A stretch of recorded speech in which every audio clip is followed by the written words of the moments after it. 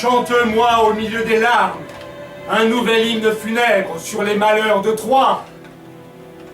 Je vais faire entendre un chant en l'honneur de Troie. Je dirai comment ce colosse, perché sur 4 pieds, a causé la ruine de ma patrie et m'a soumise au pouvoir des Grecs, lorsqu'ils laissèrent aux portes de la ville le cheval harnaché d'or, garni de guerriers, et poussant dans les airs un long frémissement. Du haut des remparts, le peuple s'écrie « Allez, au terme de vos longues épreuves, introduisez dans nos murs l'offrande sacrée faite à la fille de Zeus !» Parmi nos jeunes guerriers, parmi nos vieillards, en est-il un seul qui ne se mette à l'œuvre? Tous s'encouragent par leur chant d'allégresse à s'emparer de la fatale machine destinée à nous perdre. Tout le peuple troyen se précipite aux portes, armé des torches ravies au pain de l'Ida, pour offrir à la déesse ce monument de l'art grec, fléau de la Dadanide, qui devait nous mériter la protection de la déesse immortelle. Aussitôt, des cordages l'entourent comme un vaisseau qu'on mène à la mer. On le traîne dans nos murs jusqu'au temple d'Athéna, si fatal à ma patrie. À la suite de ces joyeux travaux, la nuit nous avait enveloppés de ses ombres. Les sons de la flûte libyenne des Troyens se mêlaient aux voix.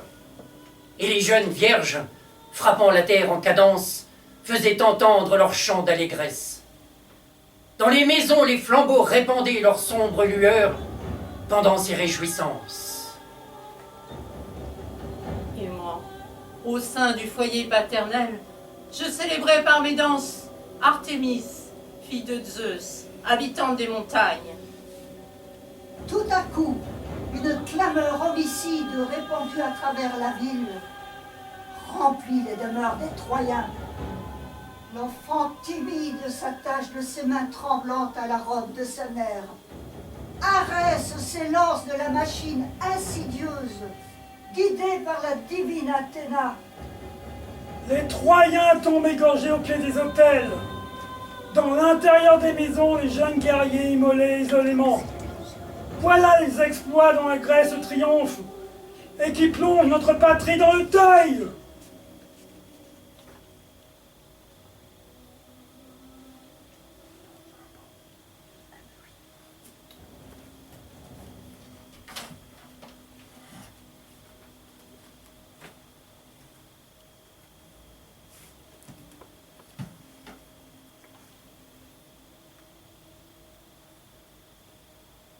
Je suis Poséidon.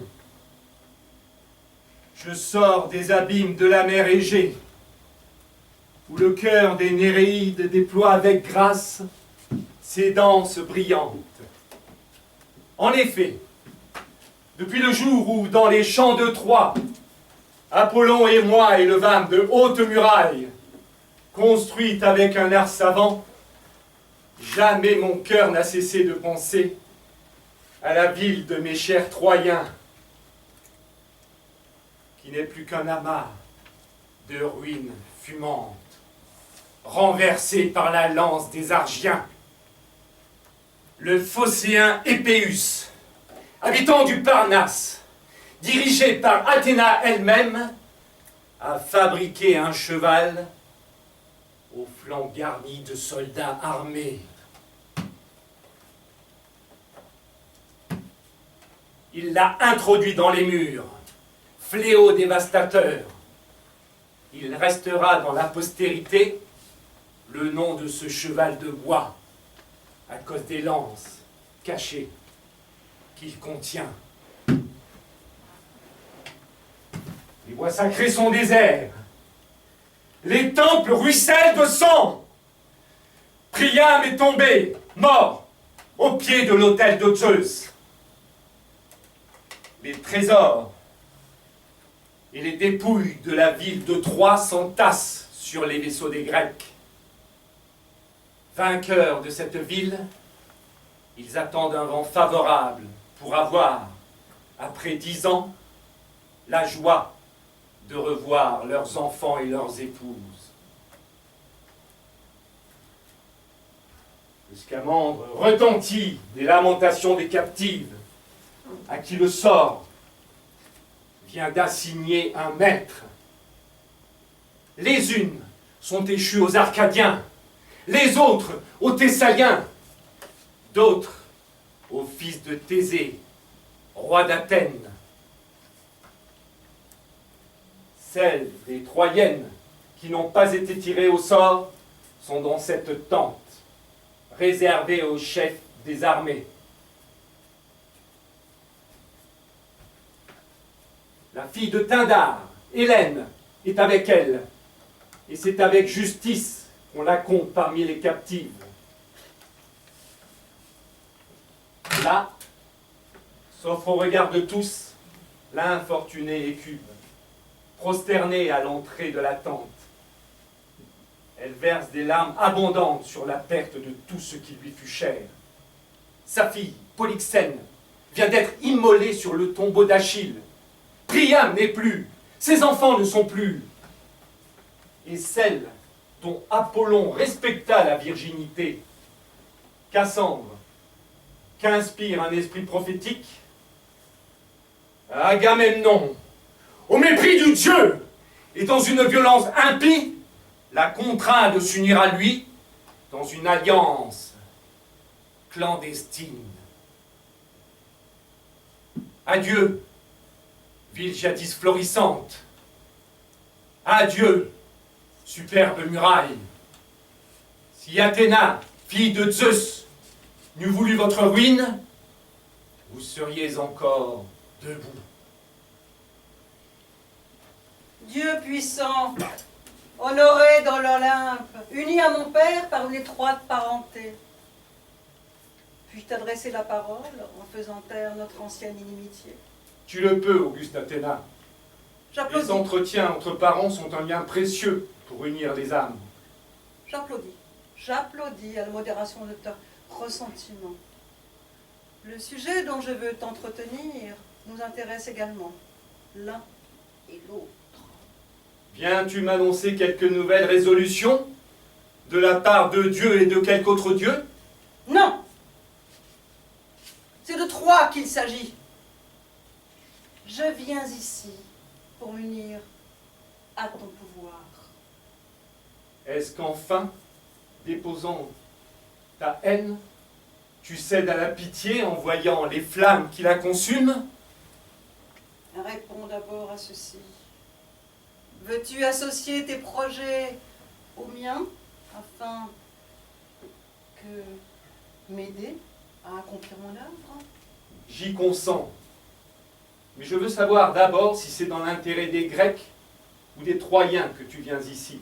Je veux consoler les Troyens, mes anciens ennemis, et préparer aux Grecs un retour hérissé de périls. Quoi? Ton cœur peut-il passer si promptement de l'excès de l'amour à l'excès de la haine? Ignores-tu qu'ils m'ont outragé, qu'ils ont profané mes temples? C'est pour cela que je viens ici, pour les accabler.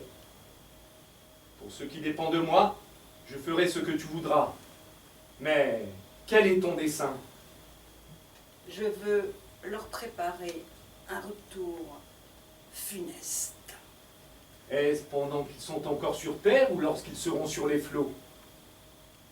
Lorsqu'ils feront voile de Troie vers leur patrie, Zeus fera tomber sur eux des torrents de pluie et de grêle, accompagnés de tourbillons tumultueux. Il a promis qu'il me prêterait sa foudre pour embraser les vaisseaux et frapper les Grecs. Toi, fais mugir la tempête sur la mer Égée, soulève les vagues avec furie, remplis de cadavres le delta de l'Eubée, pour que les Grecs apprennent à respecter mes temples et révérer les autres dieux. Tes vœux seront remplis. Je troublerai la mer Égée jusqu'en ses abîmes. La colline de Mycone, les rochers de Délos seront couverts de morts. Remonte dans l'Olympe, reçois de la main de ton père les traits de sa foudre et attends, pour les lancer, que la flotte ait coupé les câbles. Malheur aux mortels insensés qui ravagent les cités, les temples et les tombeaux, et les changent en désert. Il périra à son tour! Toi,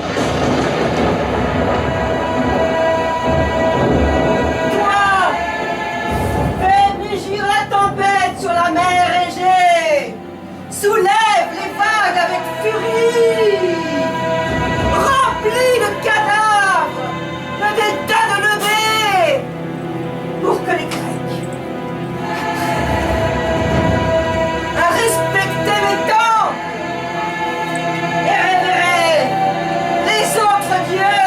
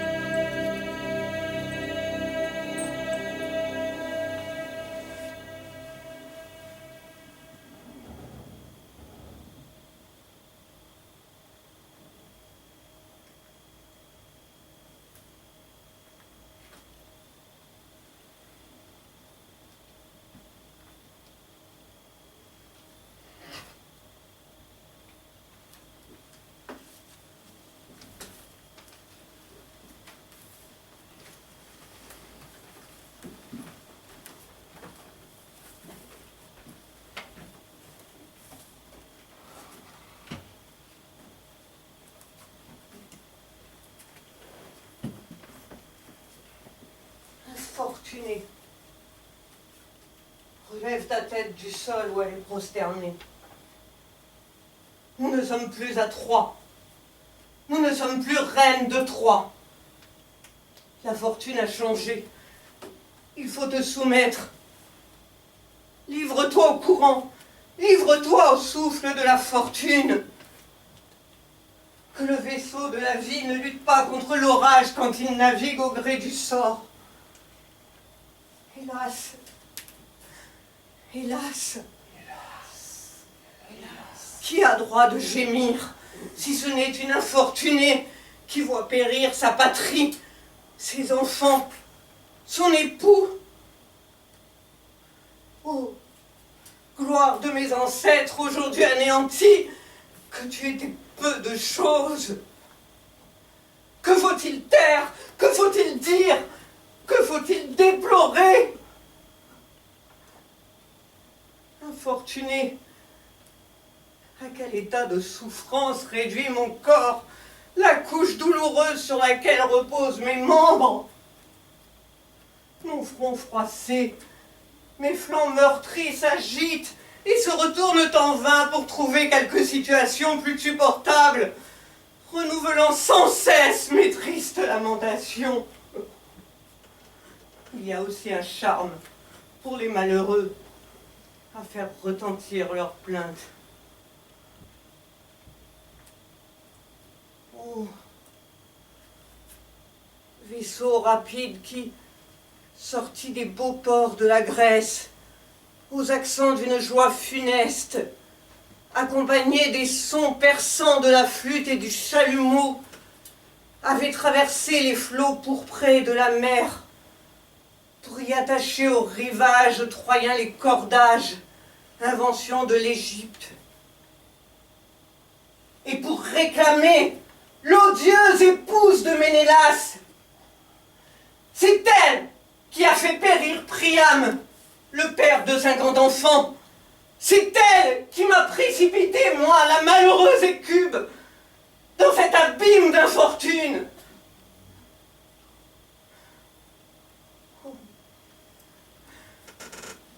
Cruel séjour que j'habite.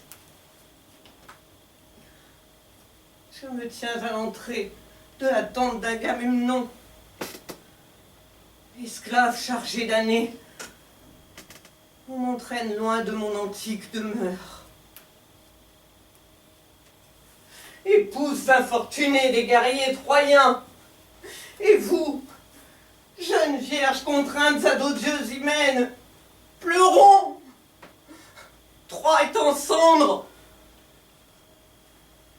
Cube, pourquoi ces pleurs? Pourquoi ces cris? Que signifient ces paroles? Nous avons entendu les gémissements lamentables que tu pousses. La frayeur s'empare du cœur des Troyennes renfermées dans cette tente où elles déplorent leur captivité. Hélas, déjà les vaisseaux des Grecs sont mis en mouvement par les rames agiles. Malheureuse que je suis, est-ce donc le moment où ils vont m'entraîner loin de la terre de ma patrie? Hélas! Hélas! Ô Troyenne infortunée!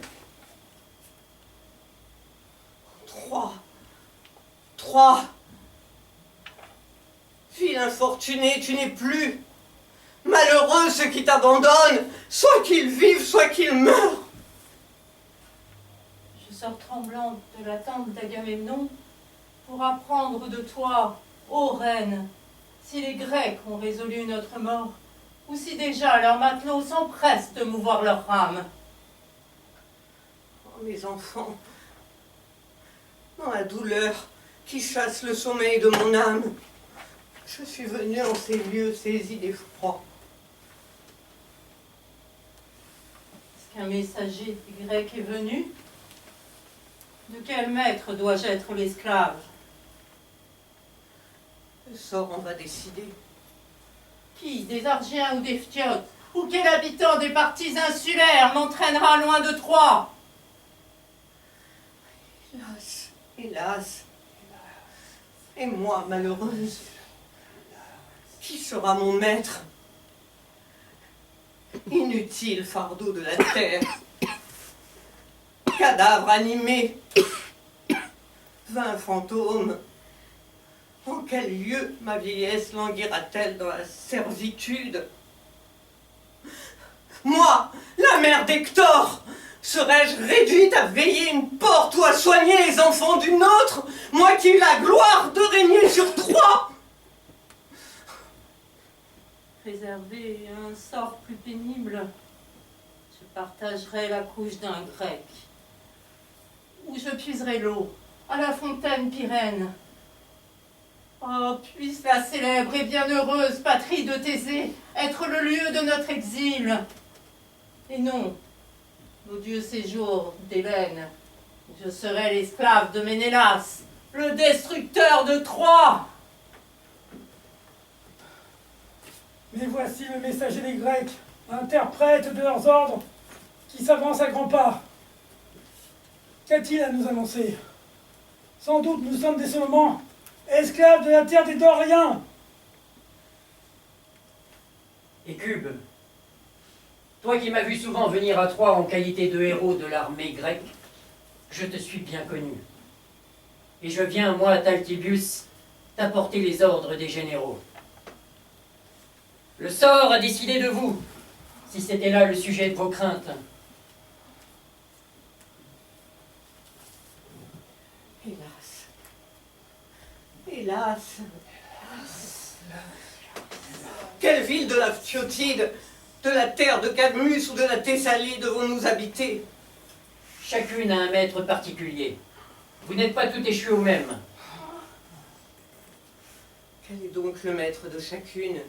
Laquelle des captives troyennes aura le meilleur sort?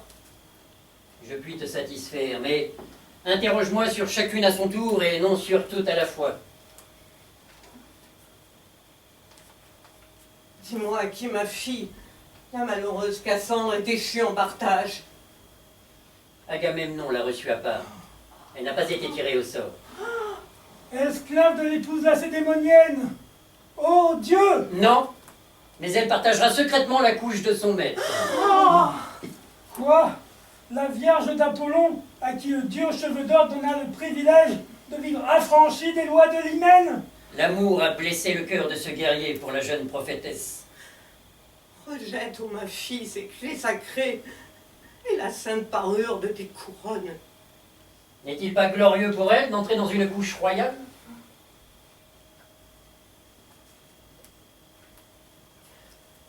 Mais la fille chérie que vous m'avez enlevée naguère, qu'est-elle devenue? Polyxène, dis-tu? Ou bien est-ce d'une autre que tu parles? Elle-même, à qui le sort l'a-t-il attachée? C'est au service du tombeau d'Achille qu'elle est réservée. Je l'ai mise au monde pour servir un tombeau? Quel est donc ami cet usage ou cette loi des Grecs? Félicite ta fille. Son sort est glorieux. Que veux-tu dire? Voit-elle la lumière du jour? Le destin l'a en son pouvoir. Elle est à l'abri de tout mot. Et l'épouse d'Hector à la cuirasse d'airain, la malheureuse Andromaque, quelle est sa destinée?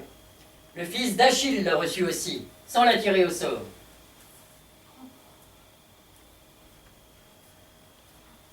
Et moi? Moi, de qui suis-je l'esclave? Moi qui, avec ma tête blanchie, ai besoin de l'appui d'un bâton. C'est à Ulysse, roi d'Ithaque, que le sort t'a donné pour esclave. Hélas! Un peu ta tête dépouillée.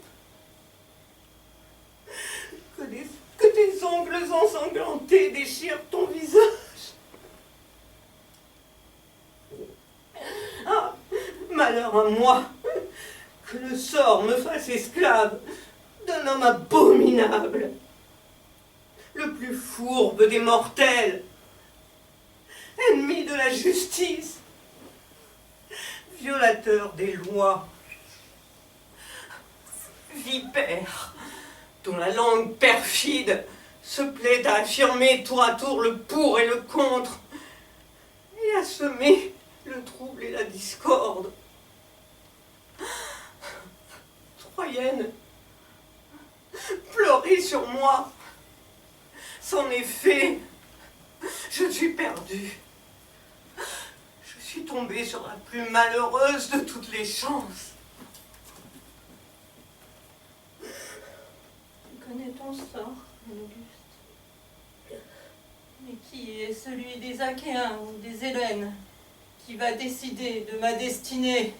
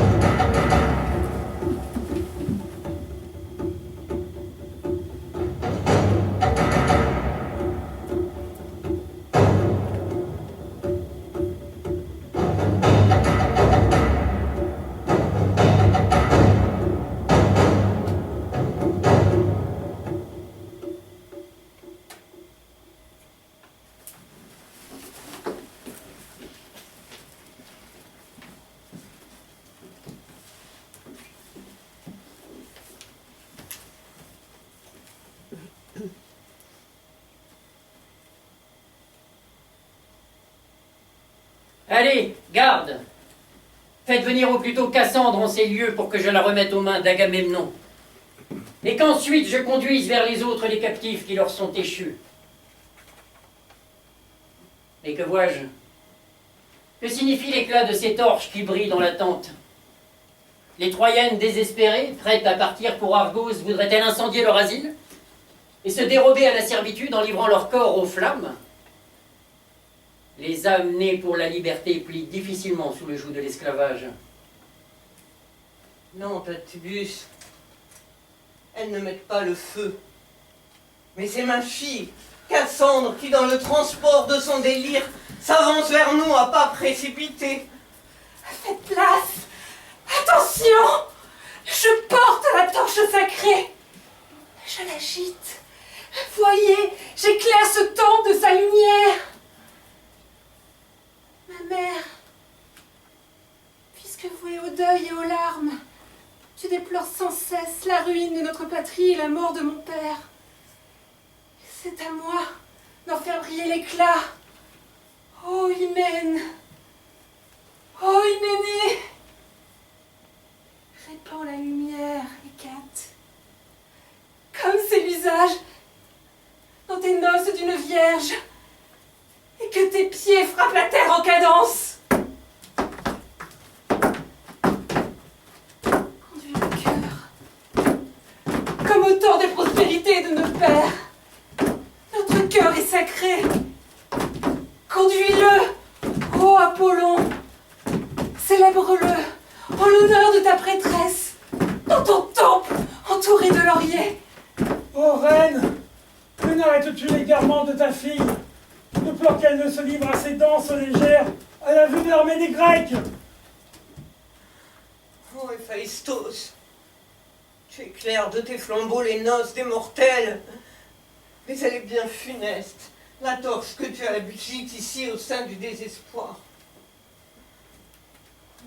Ma fille, ce n'était pas dans ce transport des armes, ni sous le joug de la lance argienne que j'avais espéré te voir célébrer ton hymen.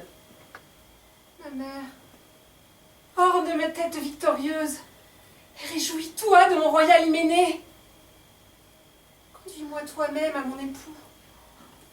Et si je n'obéis avec assez d'empressement, emploie la contrainte. Car s'il est vrai qu'Apollon soit un dieu, plus funeste encore que l'hymen d'Hélène, sera l'hymen que contracte avec moi l'illustre roi des Grecs, Agamemnon. Je lui donnerai la mort à mon tour. Je ravagerai son palais et je vengerai mes frères et mon père. Mais n'achevons pas de dévoiler l'avenir.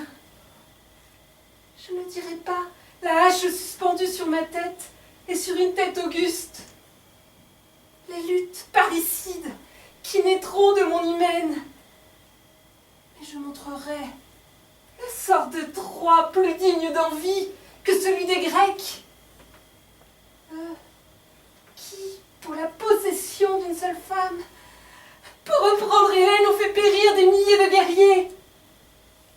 Un général, prétendu sage, sacrifie à ses ennemis ce qu'il a de plus cher. Les jouissances de la tendresse, ses enfants, qu'il livre à son frère pour une infidèle, qui n'a point été ravie par force, mais qui s'est donnée elle-même à son amant. Ce que Mars a moissonné, n'ont pas revu leur enfant. Les mains de leurs épouses ne les ont pas enveloppés des voiles funèbres. Et ils sont restés là, sur la terre étrangère. Certes, voilà une expédition bien glorieuse. Les Troyens, au contraire, sont morts pour leur patrie. Ceux que le fer a fait périr ont été raccompagnés dans leur maison par leurs amis. Ils ont reçu la sépulture sur la terre de leur père, des mains de ceux à qui appartenait ce saint devoir. Ceux des Troyens qui ne sont pas morts dans les combats ont passé leurs jours au milieu de leurs enfants et de leurs épouses. Bonheur refusé aux Grecs. Quant au destin d'Hector, si cruel à tes yeux, écoute ce qu'il en est. Il est mort en laissant le renom d'un héros, et c'est à la venue des Grecs qu'il en doit l'honneur. S'ils n'eussent assiégé Troie, sa valeur fût restée inconnue. Fuir la guerre est un devoir pour le sage, mais lorsqu'il faut la faire, la plus glorieuse couronne pour un État est de mourir avec courage. Mourir lâchement est une honte. Cesse donc, ô ma mère, de déplorer le sort de ta patrie et l'hymen de ta fille, car cet hymen nous vengera de tous ceux que nous détestons.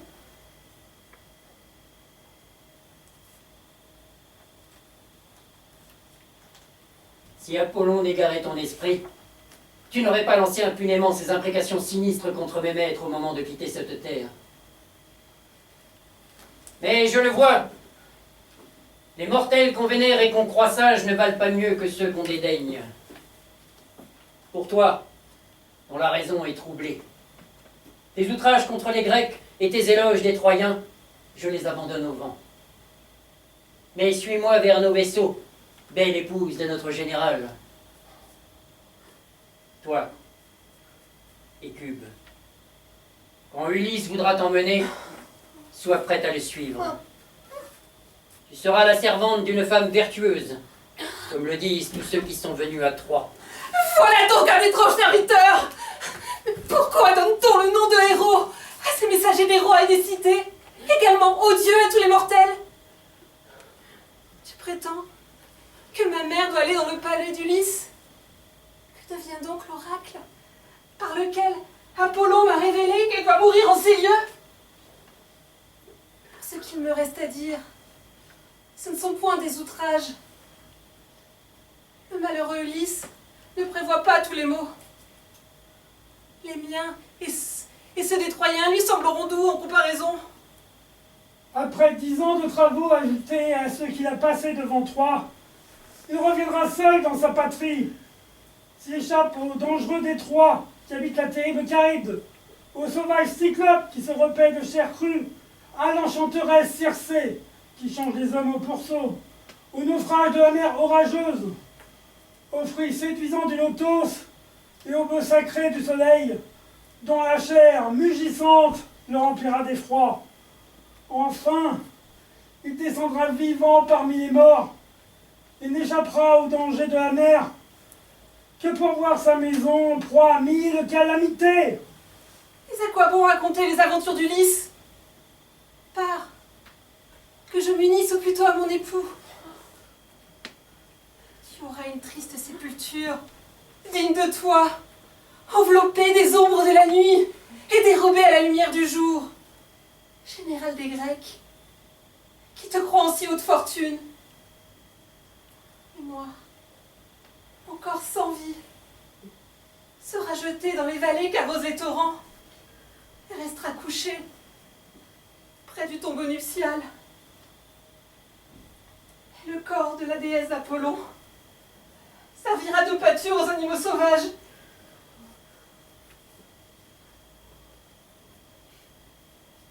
Adieu, ma mère.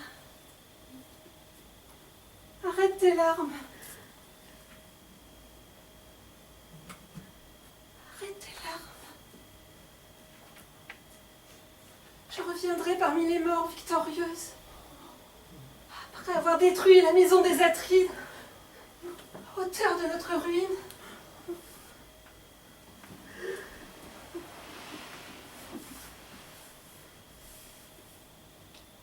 Gardienne de la vieille Hécube, ne voyez-vous pas votre maîtresse sans voix étendue sur la terre? Allez donc à son secours. Ah, malheureuse, abandonnez-vous dans sa détresse. Relevez son corps abattu. Laissez-moi, jeune Troyenne. Vos soins me sont à charge. Laissez-moi prosterner sur la terre.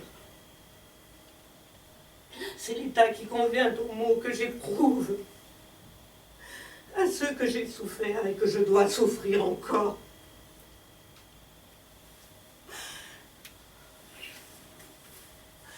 J'étais reine. Je devins l'épouse d'un roi. Je donnai le jour à de nobles enfants.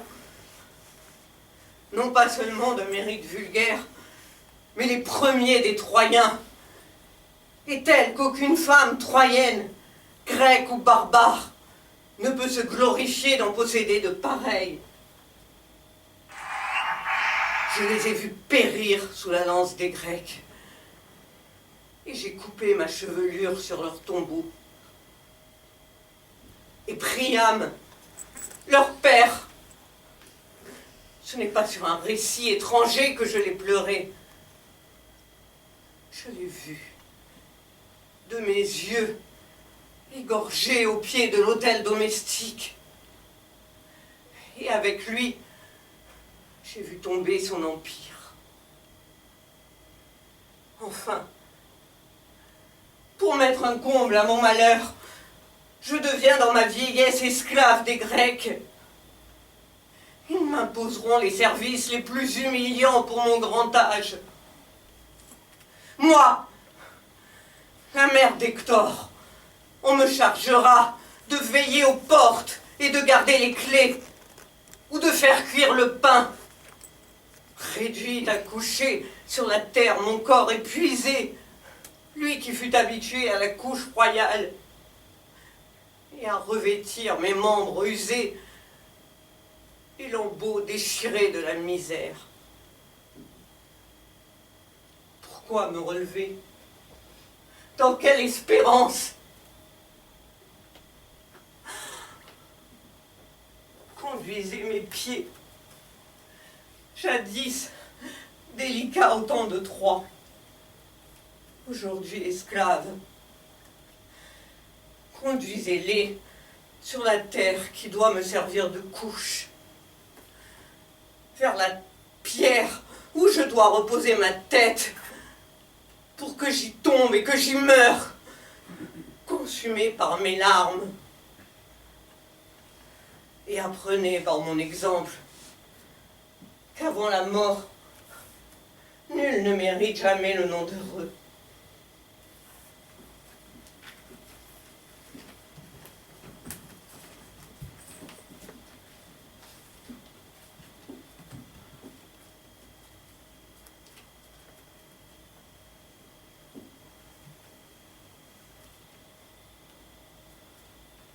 Hécube, vois-tu Andromaque qui s'avance sur un char étranger? Près d'elle, son cher Astyanax, le fils d'Hector, suit le sein maternel. En quel lieu te conduit ce char, femme infortunée, entouré des armes d'Hector et des dépouilles de la Phrygie conquise par la guerre, dont le fils d'Achille couronnera les temples de l'Aphthiotide? Les Grecs, nos maîtres, m'entraînent à leur suite. Hélas. Pourquoi gémis-tu sur des mots qui ne sont qu'à moi? Ah, oh, douleur. Hélas. Oh, calamité. Les enfants, Nous sommes perdus. c'en est fait de Troie, c'en est fait de notre bonheur, Oh, infortuné. et de ma noble postérité. Hélas. Oh. C'en est fait. Oh, hymen bien funeste. C'en est fait de notre postérité.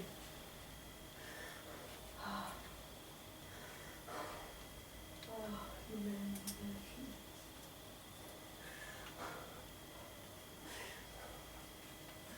C'en est fait de Troie, c'en est fait de notre bonheur et de ma noble postérité.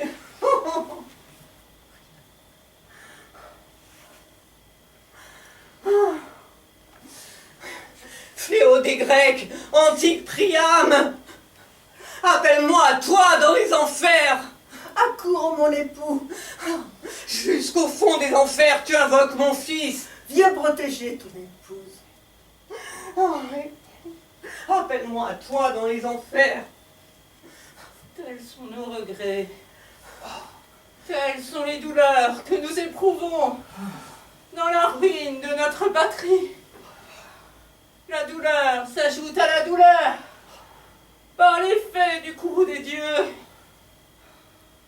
Depuis que la mort a épargné ton fils, Paris, qui, pour un odieux hymen, a renversé l'empire des Troyens, de satisfaire la haine d'Athéna, les corps sanglants de nos guerriers sont devenus la pâture des vautours.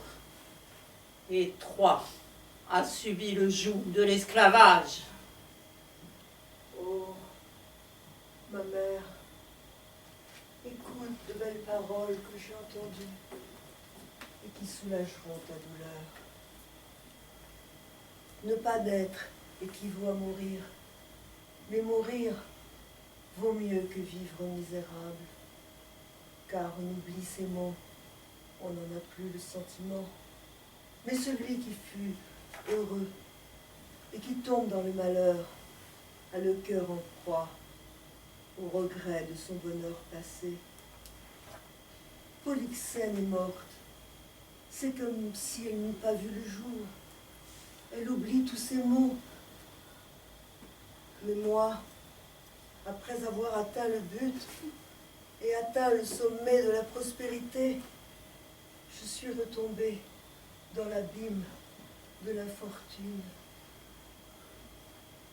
Car toutes les qualités qu'on pouvait trouver chez une femme, je les ai cultivées dans la maison d'Hector. Ah, toute femme est sujette à la médisance, par cela même qu'elle ne reste pas chez elle. Je m'interdis même de sortir de chez moi. Je m'enfermais dans ma demeure. Je refusais les entretiens flatteurs des femmes. Mon seul maître était l'esprit juste de mon cœur, et il me suffisait. Je proposais à mon mari un visage serein et une bouche silencieuse.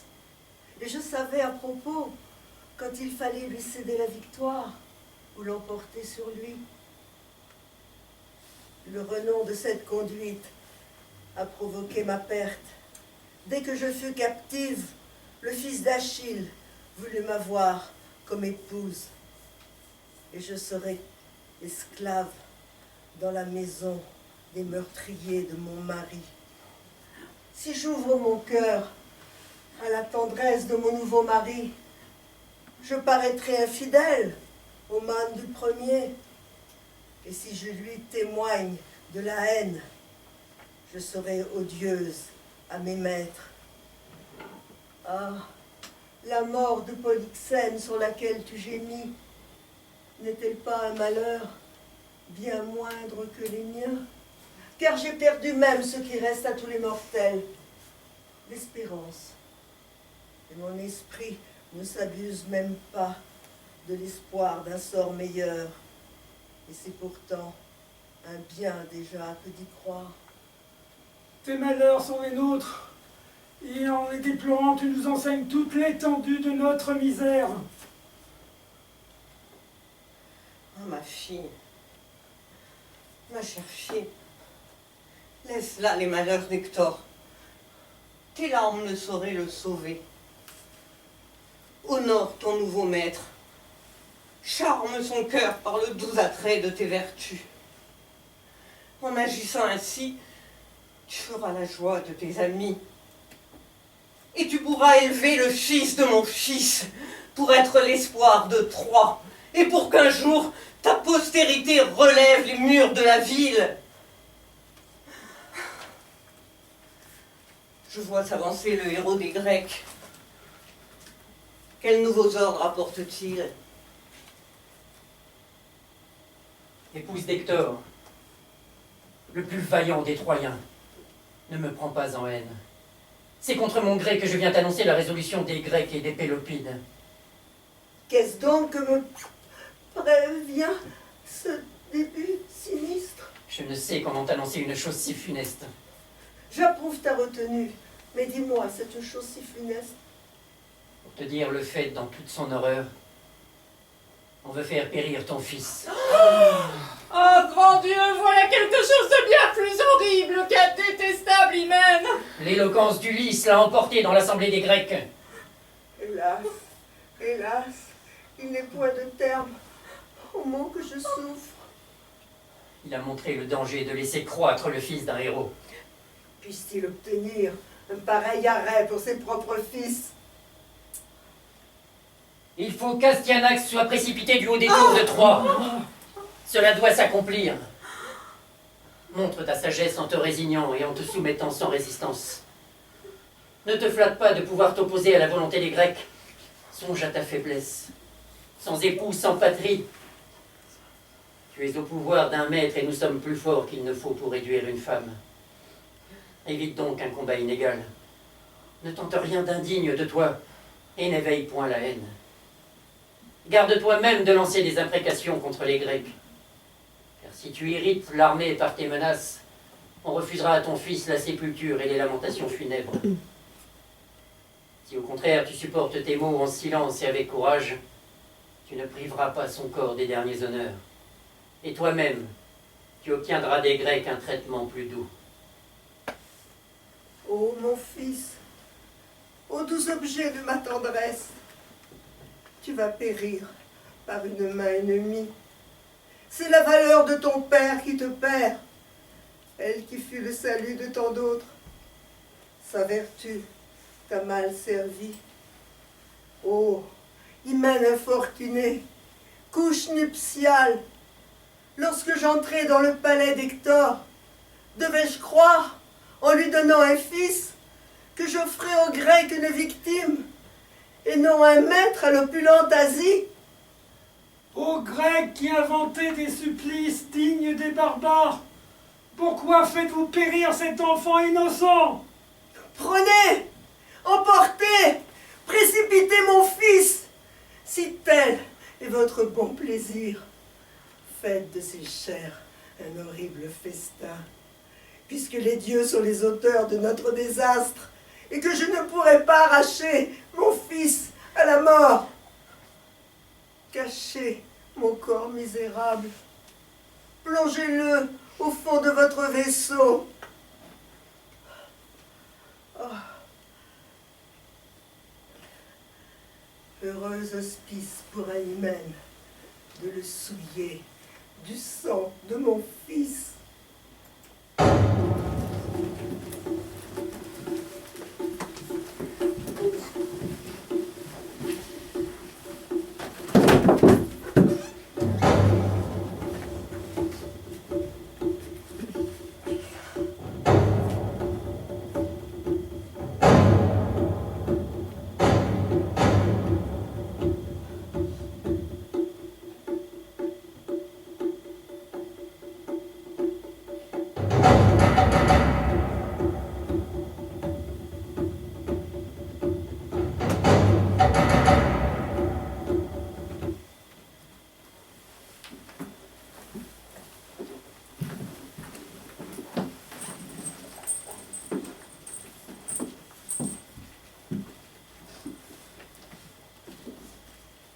Ô jour brillant, auquel je redeviens maître d'une infidèle épouse, je suis Ménélas, qui ai supporté de nombreux travaux et qui ai conduit l'armée grecque devant Troie, avec 1000 vaisseaux.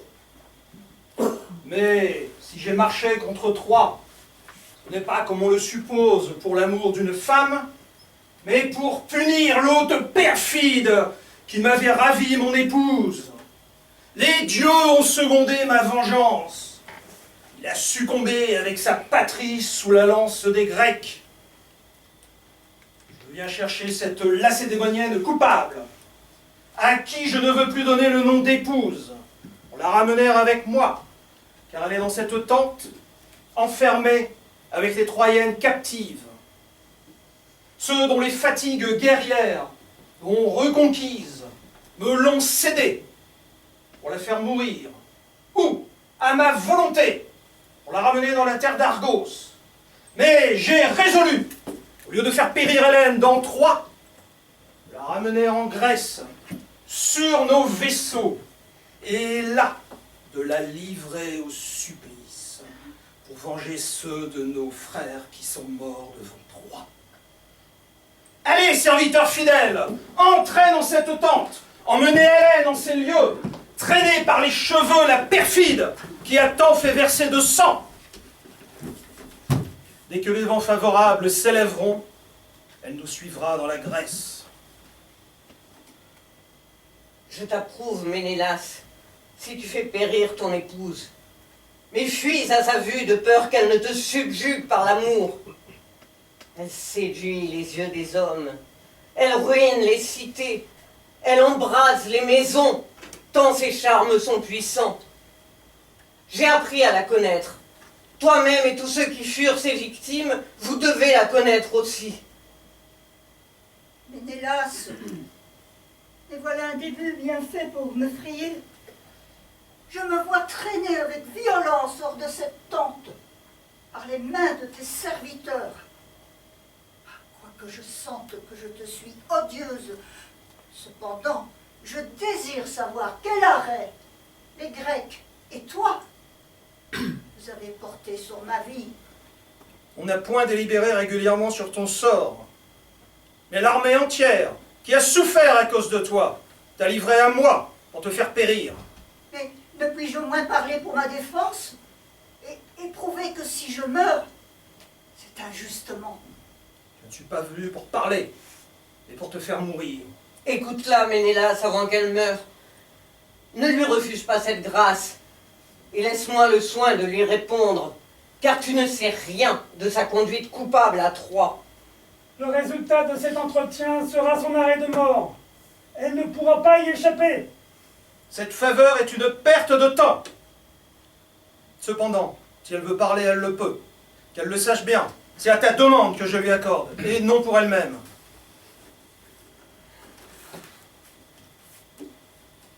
Peut-être es-tu résolu à ne pas me répondre. Quoi que soit mes réponses, mes raisons, bonnes ou mauvaises, et à me traiter en ennemi.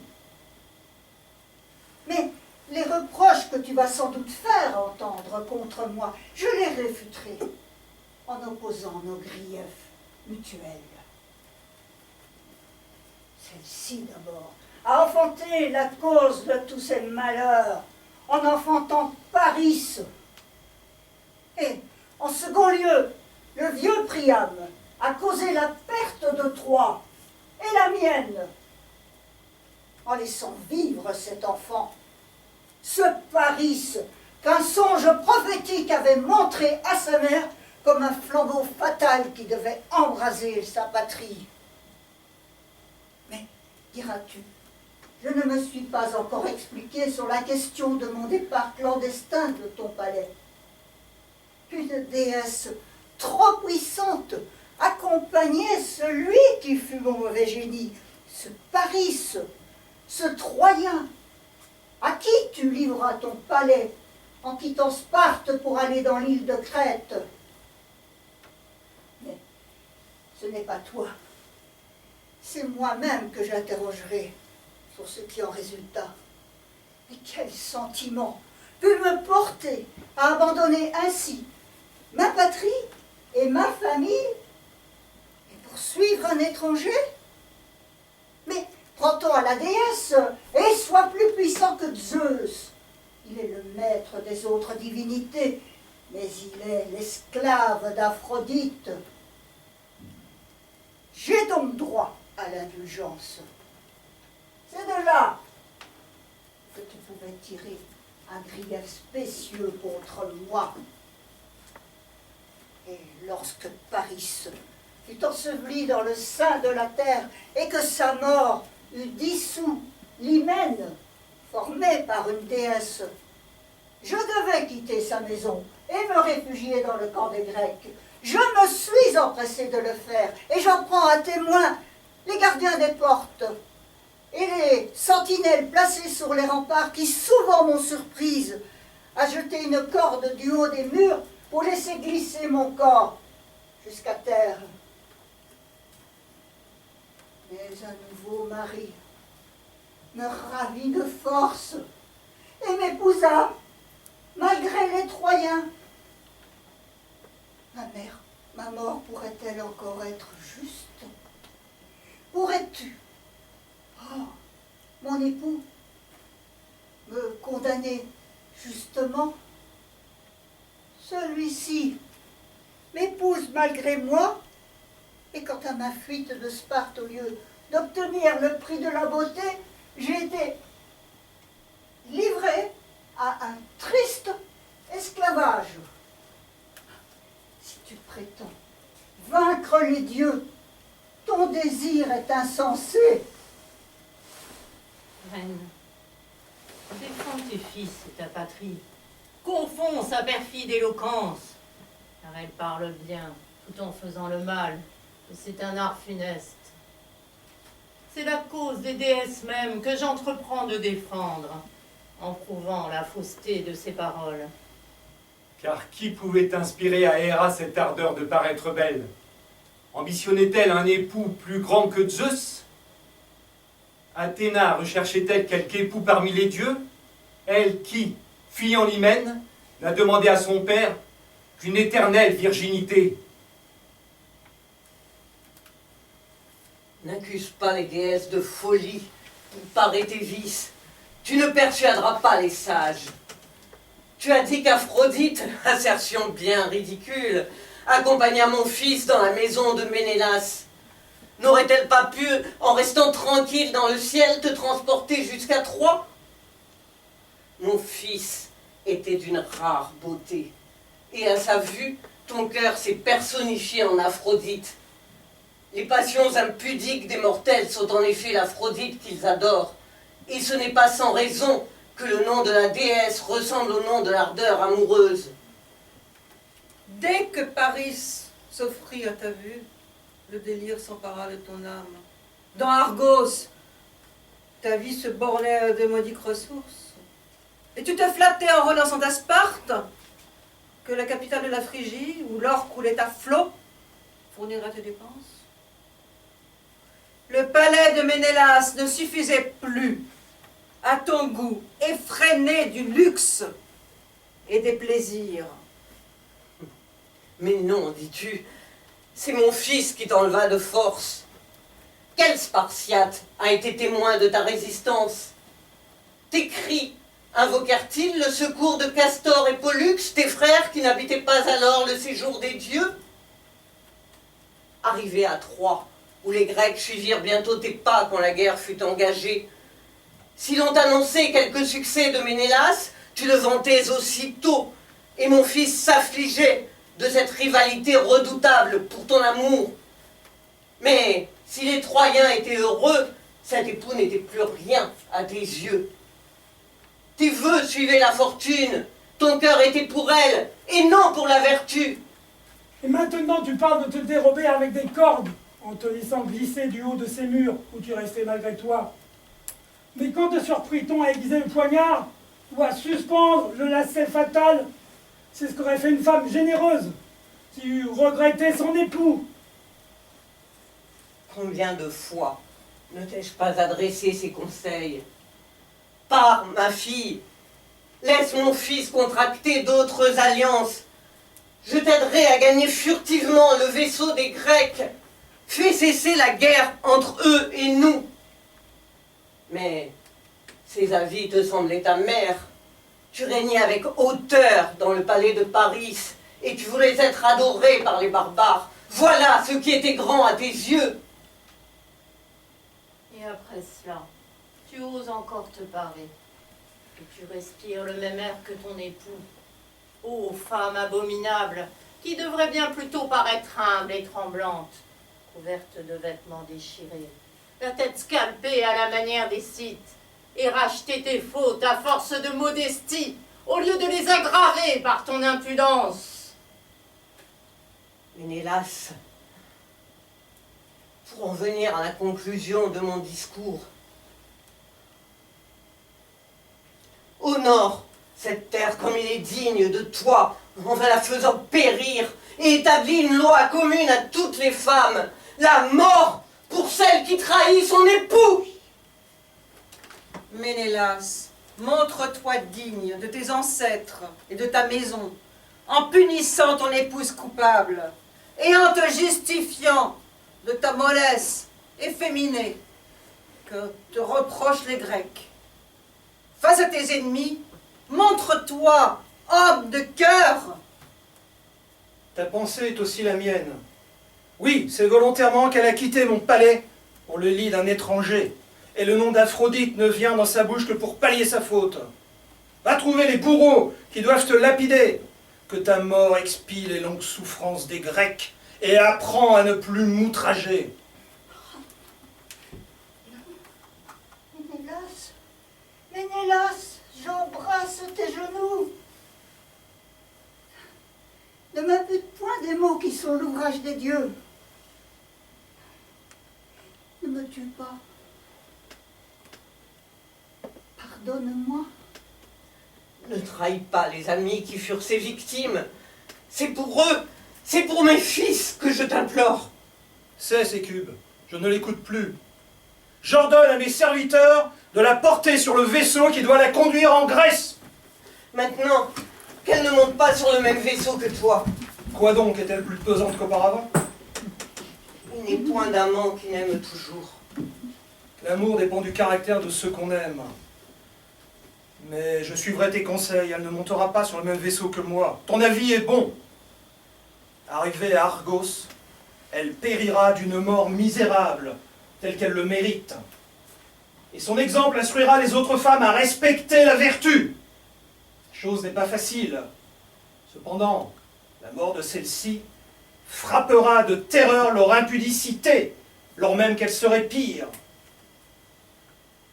Ainsi donc, ô Zeus, tu livres aux Grecs le temple où les Troyens t'adoraient, l'autel où ils faisaient brûler l'encens, où brillait la flamme des sacrifices, où s'élevait la fumée de la myrrhe odoriférante. Tu abandonnes la sainte Pergame, les bocages de l'Ida, ces bois couronnés de lierre qu'arrosent des sources glacées, et ce sommet brillant que le soleil éclaire de ses premiers rayons et qui répand une lueur divine. Tes sacrifices ne sont plus ni les chants propices des chœurs sacrés qu'on entendait pendant la nuit, ni les fêtes nocturnes des dieux, ni les traits révérés des simulacres d'or, ni les 12 révolutions de la lune célébrées par les Troyens. Je me demande, ô roi des dieux, assis sur le trône céleste dans les vastes plaines de l'éther, je me demande si tu dédaignes d'abaisser tes regards sur ma patrie en ruine, que la flamme dévorante a consumée. Mon cher et malheureux époux, ton corps privé de sépulture et des funestes ablutions erre sans asile, et moi, sur un vaisseau traversant les mers, on me porte vers Argos, dont les murs s'élèvent jusqu'aux cieux, des murs bâtis par les cyclopes. Nos fils, baignés de larmes, et en foule près des portes, gémissent et appellent leur mère à grands cris.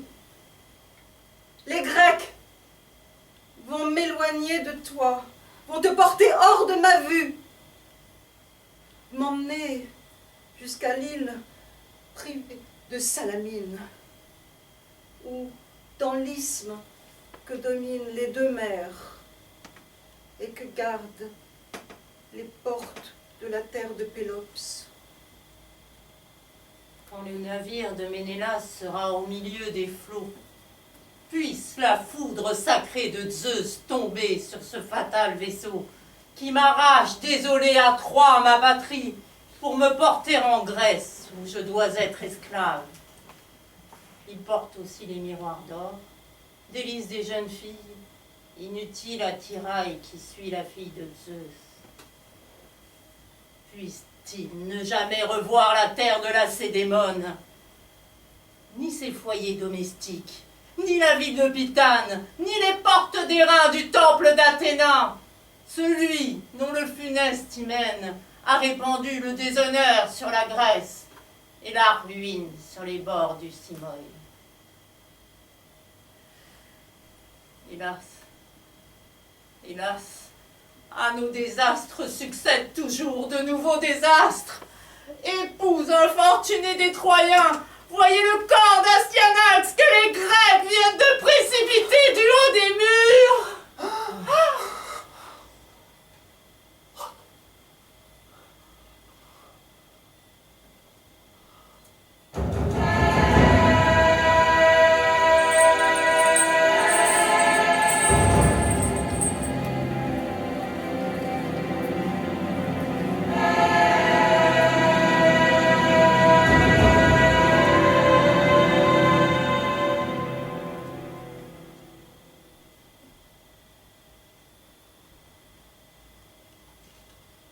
Cube, un vaisseau laissé par le fils d'Achille va transporter le reste des dépouilles qui lui sont échues. C'est pourquoi il a avancé son départ et a emmené Andromaque avec lui. Celle-ci a fait couler mes larmes lorsqu'elle a quitté cette terre en pleurant sa patrie et en disant adieu au tombeau d'Hector. Elle a obtenu de Pyrrhus que le fils de ce héros, qui vient de mourir précipité du haut des tours, fut enseveli avec ce bouclier d'airain, la terreur des Grecs, dont Hector armait son bras. La mère de cet enfant, Andromaque, ne veut point emporter son corps avec elle, cruel sujet de douleur pour elle. Et au lieu où elle veut former un nouvel hymen, au lieu de cercueil de cèdre et de sépulcre de pierre, elle veut qu'il soit enseveli dans ce bouclier.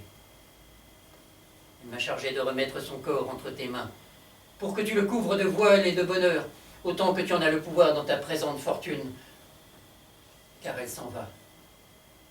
Et le départ précipité de son maître la prive de donner elle-même la sépulture à son fils. Pour nous, dès que tu lui auras rendu les derniers honneurs, nous jetterons de la terre sur son corps et nous prendrons la mer. Hâte-toi d'exécuter ses ordres. Il est un soin sur lequel je t'ai déjà prévenu. En traversant les eaux du Scamandre, j'ai baigné son cadavre et j'ai lavé ses plaies. À présent, je vais lui creuser un tombeau, afin que par le concours de tes soins et des miens, nous soyons bientôt prêts à faire voile pour notre patrie.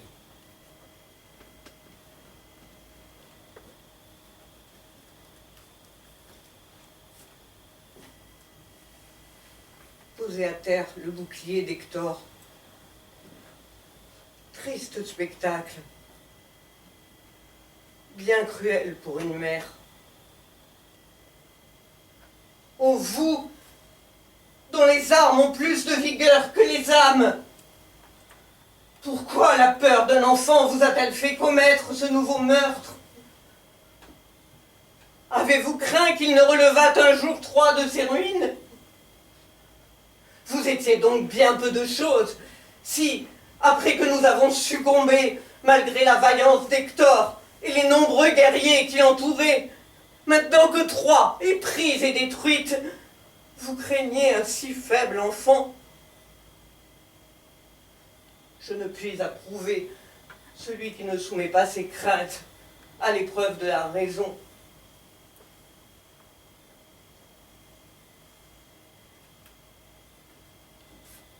Cher Astyanax,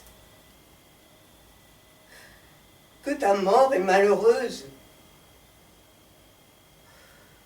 Si du moins tu étais mort pour ta patrie, après avoir connu la jeunesse, l'hymen, un pouvoir égal à celui des dieux, tu aurais été heureux, s'il y a quelque chose d'heureux dans de tels biens.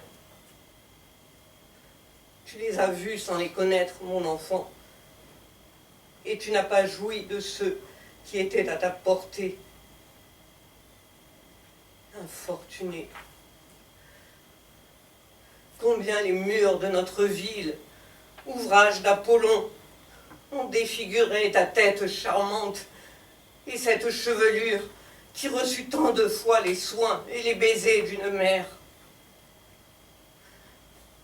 De ces os fracassés ruisselle le sang, pour ne pas nommer un objet repoussant.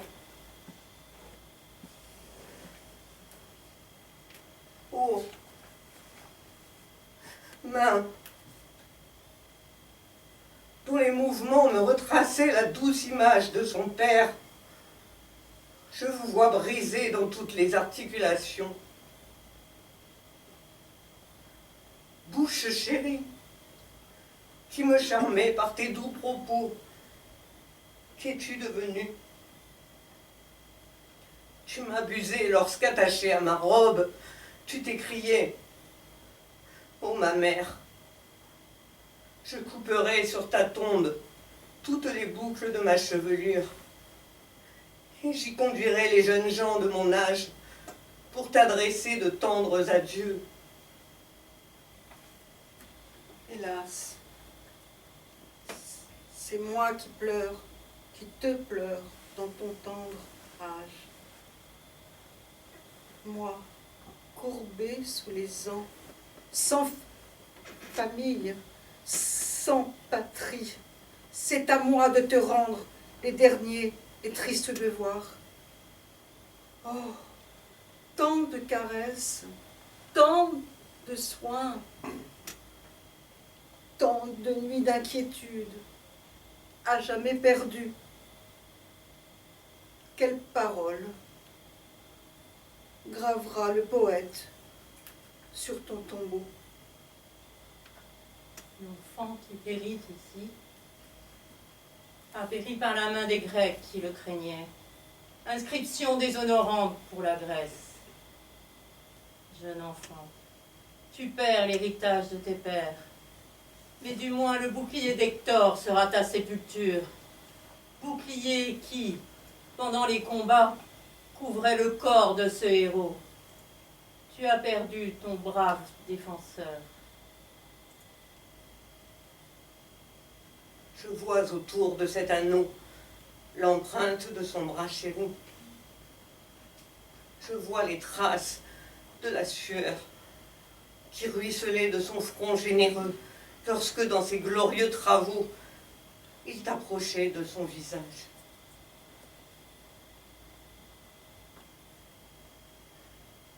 Apportez ce qui nous reste des débris de notre fortune pour honorer ses funérailles.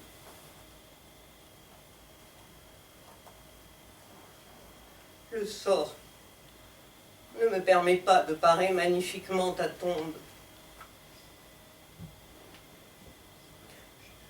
Reçois du moins ce qui me reste.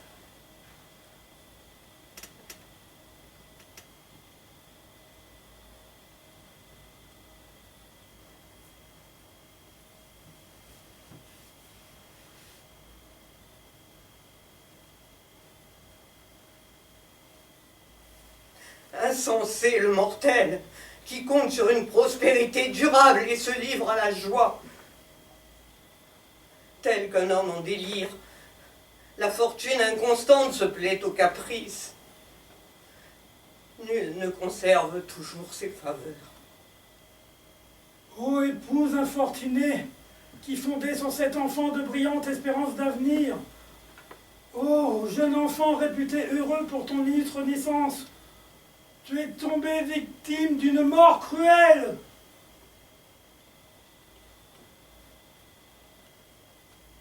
Mais quels sont ces hommes que j'aperçois sur les hauteurs de Troie, agitant dans leurs mains des torches ardentes? Un nouveau malheur va-t-il fondre sur la ville?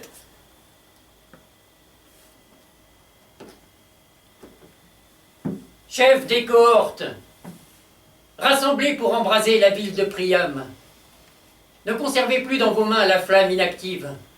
Lancez les torches ardentes, afin qu'après avoir renversé Troie de fond en comble, nous retournions pleins de joie dans notre patrie.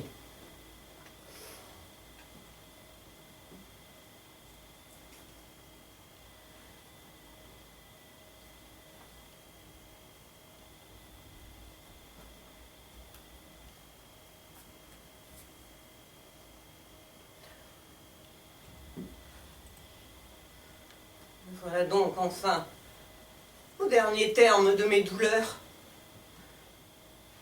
En quittant ma patrie, je la vois réduite en cendres. Cependant, ô mes pieds infirmes et chancelants, faites un dernier effort pour vous hâter, que je dise un dernier adieu à ma déplorable patrie. Et cette grande cité qui n'est plus une cité est détruite. Troie n'existe plus. Troie est en flammes. Le feu embrase la citadelle de Pergame, et la ville, et ses hautes murailles. Comme la fumée sur l'aile des vents, le nom même de cette ville disparaît. Et la ville, tombée de son faîte et dévastée par le fer. Terre qui a nourri mes enfants, hélas, hélas. Oh Priam, Priam, tu es mort sans sépulture, loin de tes amis. Tu ignores mes infortunes. La mort ténébreuse couvre tes yeux, pieuse victime d'un meurtre impie. Oh, temple des dieux. Oh, ville chérie. En proie à la flamme et au fer destructeur, bientôt vous tomberez sans nom, et vous couvrirez la terre de vos ruines. La poussière s'élevant dans les airs, comme un tourbillon de fumée sur l'aile des vents, m'empêche de reconnaître la maison que j'habitais. Le nom même de cet empire disparaîtra. Chacune de nous perd tour à tour ce qui lui fut cher. Et déjà l'infortuné Troie n'est plus. Entendez, reconnaissez le fracas de ces murs qui tombent. La terre s'ébranle sous le poids d'une ville entière qui s'effondre.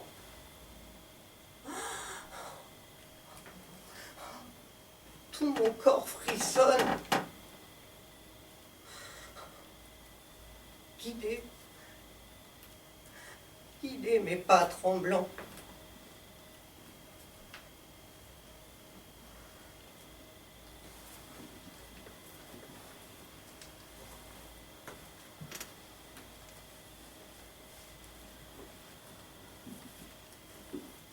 Allez commencer une vie d'esclavage. Ô malheureuse cité! En attendant, dirige tes pas vers les vaisseaux des Grecs.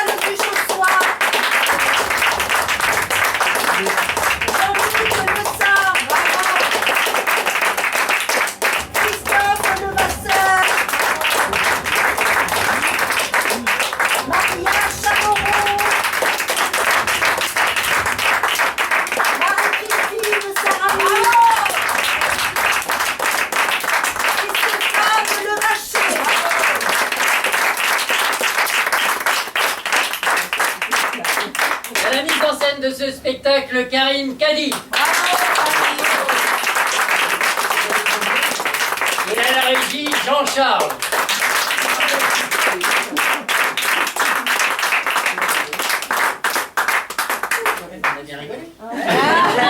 On va aller boire un coup. C'est très drôle. C'est une façon de parler.